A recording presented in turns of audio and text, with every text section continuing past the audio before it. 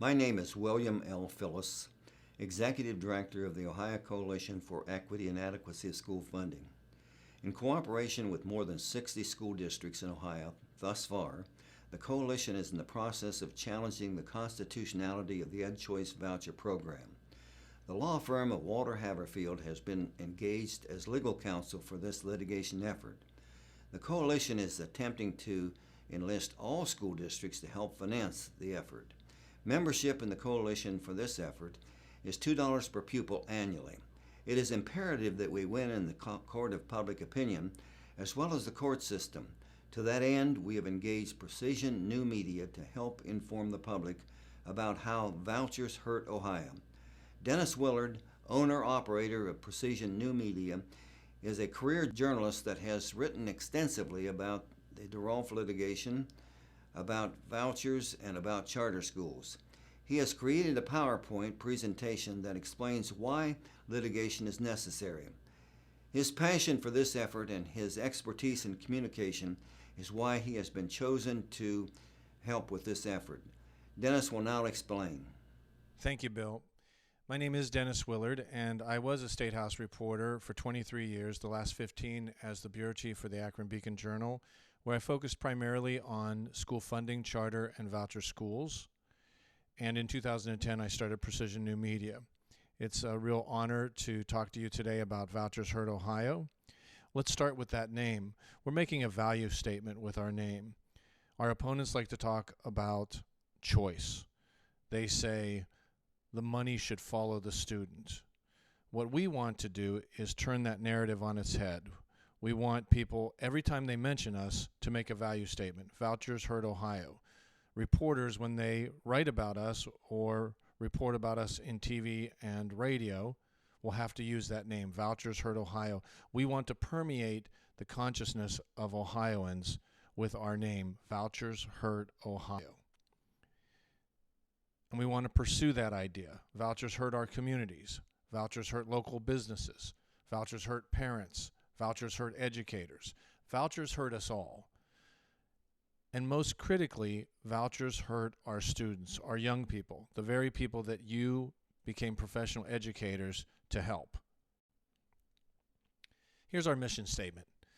Vouchers Hurt Ohio is a growing coalition of public school districts that have come together to sue the state over the unconstitutional and harmful private school voucher program. EdChoice began as a pilot program.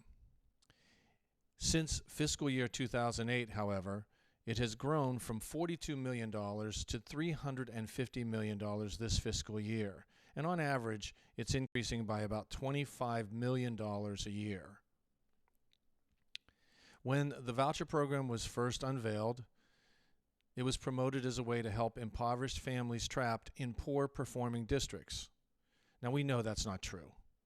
The fact is, it's a way to reimburse families already committed to placing their children in private schools.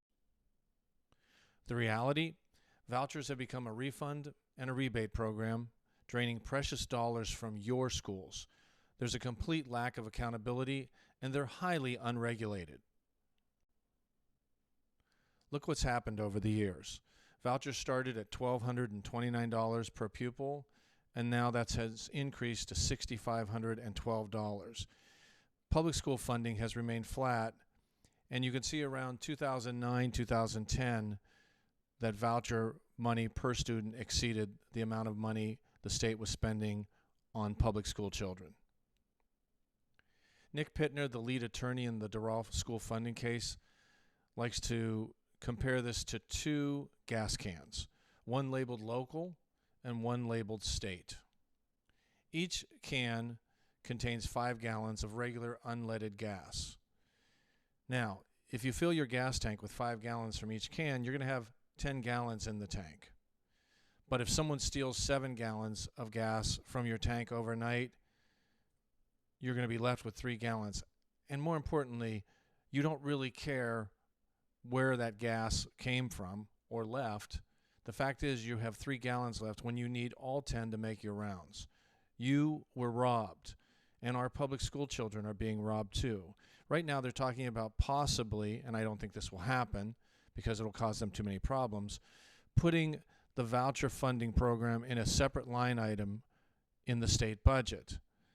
Well, even if they do, keep in mind, every dollar in that line item is money they are robbing from the public school system. Let's look at one district and its experience. Cleveland Heights, University Heights is a majority minority enrollment district. It has 5,111 students, and 4 of every 5 are economically disadvantaged. So this is a district really where the state should be helping, not harming. Unfortunately, the state deducts $6,000 for every high school student taking a voucher there. It also deducts $4,650 for K through 8 vouchers. Now, this is what the Cleveland Heights University Heights School Board president wrote in a letter to the editor to cleveland.com. Under current state law, 100% of the voucher cost for a new student is paid for by our school district without any contribution from the state. The reason? The state's capped funding to CHUH.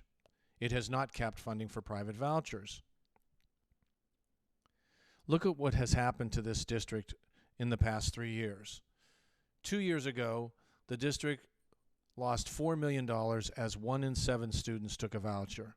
A year later, they lost $7 million as 1 in 5 students took a voucher. And this year, they'll lose $9 million as 1 of every 4 students takes a voucher. Now, what's happening here is there's a private school in the district that is recruiting students from the East Coast and asking them to move to Ohio and enroll in the private school in this district. What we're seeing is a district losing money to out-of-state students who never had any intention of living in the district, stepping foot in a Cleveland Heights University Heights building, and yet the ratio is now up to 1 in every 4 students in this district taking a private voucher. This isn't unusual. An analysis last year by News 5 in Cleveland found that nearly 2/3 of voucher recipients had not been previously students in the public school district. They were private school students who had not received state funding for their tuitions. They were looking for reimbursements, and now they're getting them. So, Cleveland Heights, University Heights, losing $9 million a year to vouchers. They had to cut 24 teachers and educators, and this was after going back to voters multiple times and passing levies. The levies that were passed, essentially going to voucher programs. For you, this means that over the course of a single student's lifetime, you're going to lose $64,500. For a district with 100 voucher students, you're going to lose $6.45 million over the lifetime of those students. Now, we can win. There's precedent for us winning. Just take a look at the DeRolf case. In that case, we established the coalition, we assessed school districts, and that helped pay for the legal and public relations efforts. In July 1994, Perry County Judge Linton Lewis ruled our funding system for schools was unconstitutional, and 3 years later, the Supreme Court upheld Linton Lewis's decision. You can argue whether or not the system is now constitutional, the funding system, but we know that there were very positive things that came out of the DeRolf case. First and foremost, the creation of the Ohio Schools Facility Commission.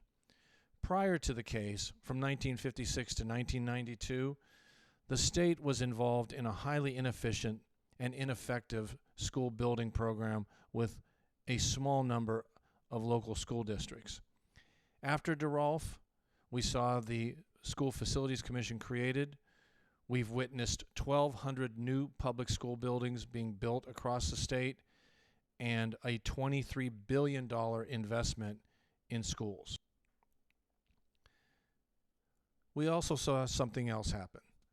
The percentage of the general revenue fund dedicated to K-12 funding went from 34% at the time of the lawsuit to 40% after the Supreme Court ruling occurred. Unfortunately, charters and vouchers have siphoned off a lot of that increase. What's next? The future of vouchers. We know Ohio is the Wild West of vouchers. Lawmakers want to expand the program to 413 eligible districts. We have a Senate President, Matt Huffman, who is very pro-voucher, and they keep moving the marker. We believe that they won't be satisfied until every school district in Ohio is eligible for the voucher program. And we're not alone in this battle. Since January 1st, more than a dozen bills have been introduced in state houses across the country to initiate or expand voucher programs. The E&A Coalition is now at 200 plus school districts. Vouchers Hurt Ohio has grown to 60 plus school districts. Many districts are going to their boards right now with resolutions, so we're going to be growing a lot more over the coming weeks. We're also not alone in this on a national level. This group, Public Funds, Public Schools, is going to help us with legal support and also help us identify experts and witnesses when we go to trial. In Tennessee, they've been very active, and in February, the Tennessee Supreme Court rejected the implementation of the voucher program there, calling it unconstitutional. So you can see that we're winning in places around the country, and we're going to win here in Ohio as well. How do we do that? Well, we have a two-pronged approach. We're going to win in the court of law, and we're going to win in the court of public opinion. In the court of law, as Bill mentioned, we have retained Walter Haverfield. It's a top 10 Cleveland law firm with 90 attorneys and offices in Cleveland, Columbus, Mayfield Heights, and Avon. They right now are looking at the issues that include the unconstitutional voucher program, the unlawful diversion of local tax revenues, religious issues, the thorough and efficient clause in the Ohio Constitution, the over-reliance on property tax, and equal protection. In the court of public opinion, we are going to be very aggressive, starting with message discipline. We're going to repeat again and again, vouchers hurt Ohio, hurt students, hurt educators, hurt parents, hurt all of us. We're also prepared to help you with this message discipline. We want everyone singing out of the same hymnal. So we are preparing talking points, one-pagers. I'm here to help you with prep and coaching if you want to talk to your local media, local organizations, leaders in your community. If you're being interviewed, I'm here as a resource for you. And we're also going to put together frequently asked questions so that we're answering questions the same way in every part of the state.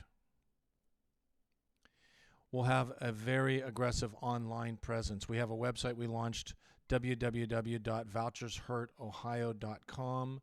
There you can get a lot of information, including the list of districts that have joined Vouchers Hurt Ohio already.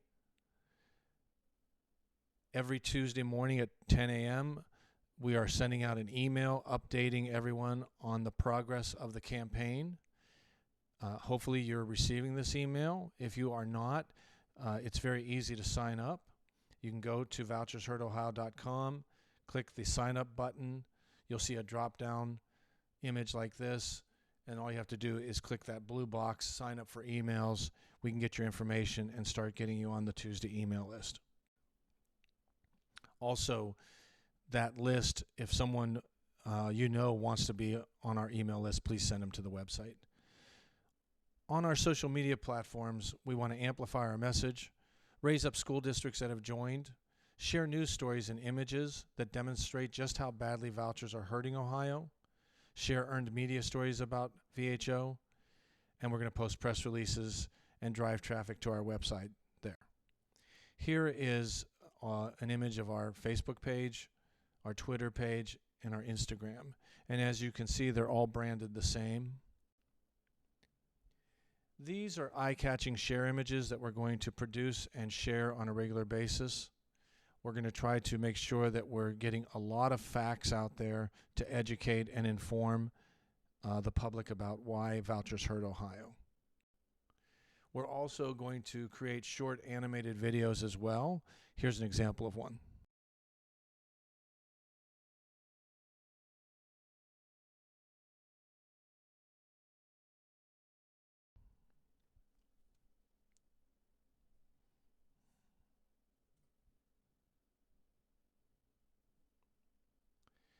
On the earned media front, we've already had a lot of success in getting earned media as we stand up the campaign. Here's just some examples of stories that have appeared in the Columbus Dispatch, Cleveland.com, NPR Radio. Down in the bottom corner, when we hired the Walter Haverfield law firm, we put out a press release. That story was picked up by more than 30 medium and major metro papers across the state. As I mentioned, I was in the newspaper business for a long time. I still have a lot of contacts and friends who are editors, editorial page editors, reporters. I speak to them on a daily, many of them on a daily basis, and they are very interested in the progress of Vouchers Hurt Ohio. We're also going to highlight districts like yours that have joined as we go. So how do you join? Well, it's pretty simple. You take this resolution to your school board and have them pass it, and then you pay Vouchers Hurt Ohio $2 per pupil per year based on your enrollment, and we have this resolution available for you. If you do have any more questions about joining Vouchers Hurt Ohio, please contact Bill Phillis. Here is his phone number and email address. I do want to thank you once again for this opportunity to make this presentation to you today. I hope you'll take very seriously how vouchers are harming our students, undermining our public school system, and join us in this lawsuit.